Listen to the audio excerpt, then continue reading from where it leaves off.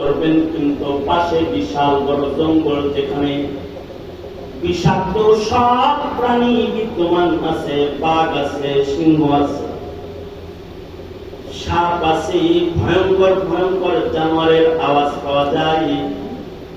জঙ্গল এরিয়া সাহাবীরা পার হইতেছেন। সাহাবীরা চিন্তিত, এই রাতের অন্ধকারে সামনে রাস্তা কিভাবে চলবো, অথবা এখানে আমরা কেমনে থাকবো। সাহাবী পেরেশান, কিন্তু সেনাপতি সাহাবী উঁচু টিলার পরে দাঁড়িয়ে মানুষকে ওয়াজ করে না, তিনি জঙ্গলের প্রাণীদের ওয়াজ করতেছে।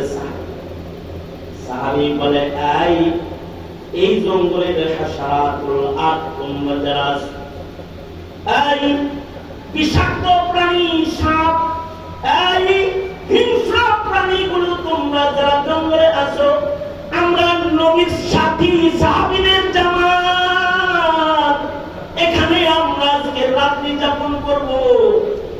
তোমাদের অবস্থান এ জঙ্গলে আমাদেরকে ভীতি সঞ্চার করে, আমার সাথীদের কষ্ট হয়। আমি নবীর সাহাবী, এই কাফেলার আমি সেনাপতি হয়ে এলান করতেছি, সূর্য ডুবার আগে জঙ্গল খালি করে তোমরা বেরিয়ে চলে যাও। আমরা এখানে অবস্থান করব, আরাম করব।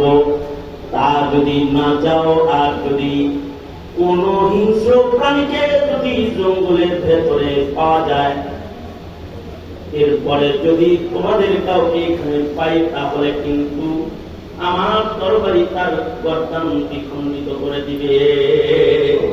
শুধু ওয়াজ না, গলা কাটার হুমকি দিয়েছে। জঙ্গল তো হিংস্র প্রাণীরই বসবাসের জায়গা, আর সেখানে জঙ্গল খালি করতে পারে ইনসানে আইনে। সাহাবীর ওয়াজও শেষ, খেতাবও শেষ, বক্তব্যও শেষ। সন্ধ্যার আগেই দেখা গেল বিষাক্ত প্রাণীগুলো, বাঘ, সিংহ, কুমির, সাপ সব দলবদ্ধ বেরিয়ে চলে যাচ্ছে। এমনকি যার যার বাচ্চাকে মুখে নিয়ে জঙ্গল খালি করে বেরিয়ে চলে গেছে। এটাই তো মানুষের মাকাম, এই পর্যন্ত যা।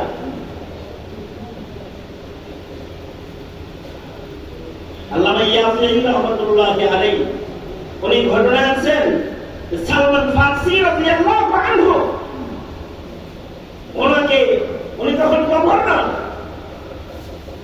দামেস্ক, ওনার কাছে লোক গেছে, মেহমান আসছে অনেকগুলো। মেহমান যখন আসছে, তখনই মেহমানদের মেহমানদারি করার মতো কোন সামান ওনার নাই। সালমান ফারসি, নবীর সাহাবী সালমান ফারসি রাদিয়াল্লাহু আনহু, ওনার কাছে মেহমান আসছে।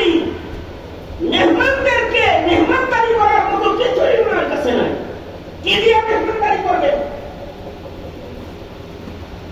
সাথে করে একটা ছুরি লইলেন, আর আগুন লইলেন, একটা চুলা লইলেন, লইয়া নিজের খাদেমকে হাতে দিয়া মেহমানের দুই হাত ধইরা, আপনার বাড়িতে রান্না না হলে যেমন হোটেলে চলে না, সালমান ফারসি রাদিয়াল্লাহু আনহু মেহমানকে বগলে নিয়ে বলে, চলো যাই গাছের ছায়ায় বসে তোমাদের মেহমানদারি আজকে হবে।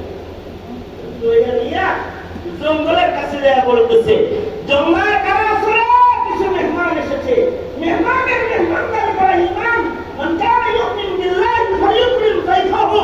তাই মেহমান নিয়ে জঙ্গলের পাশে এসেছি, কেউ কি মেহমান নওয়াজির জন্য নিজেকে পেশ করতে পারো না?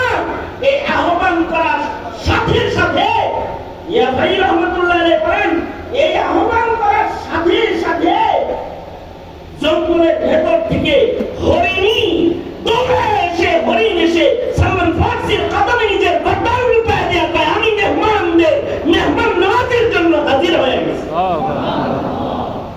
जो तू मेरा तू सब मेरा, फलक मेरा ज़मीं मेरी, अगर ये कि तू नहीं मेरा तो कोई शय नहीं मेरी, अगर ये कि तू नहीं मेरा तो कोई शय नहीं मेरी।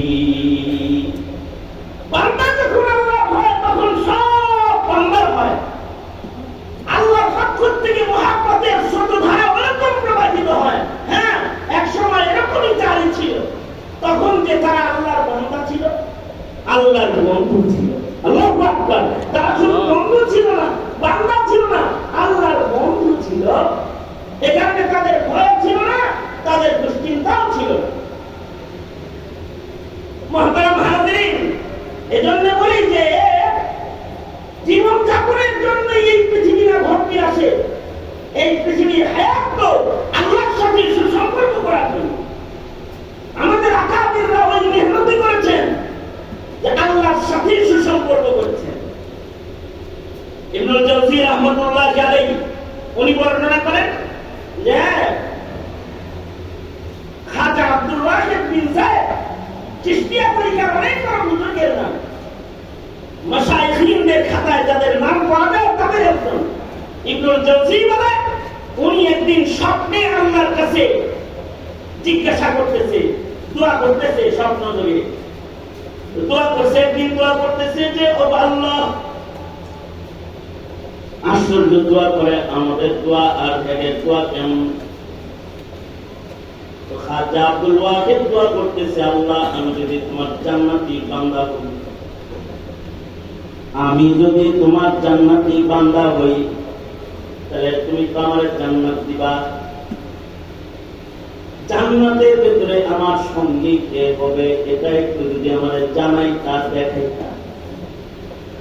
দোয়া করার সাথে সাথে স্বপ্নের ভেতরে আবার দোয়ার জবাব আসতেছে আল্লাহর কাছে, হ্যাঁ জান্নাত তো দিমু দিমু, জান্নাতের ভেতরে একটা বউ দিমু, জান্নাতের ভেতরে তোর বউ তোর সাথী হবে মাইমুনা সওদা। উনি আবার স্বপ্নে দিয়ে মাইমুনা সওদা থাকে ভাই অনেক জঙ্গলে নিরিবিলি জায়গায় ইবাদত করে, ছাগল চড়ায়। ঘুম থেকে উঠা জায়গা মতো গেছে গা, যা দেখে সত্যি হেজাবে আবৃত কালো দাসী মাইমুনা কেবলা রূপ নামাজ পড়তেছে। আর উনি পেছনে ইন্তজার করতেছি।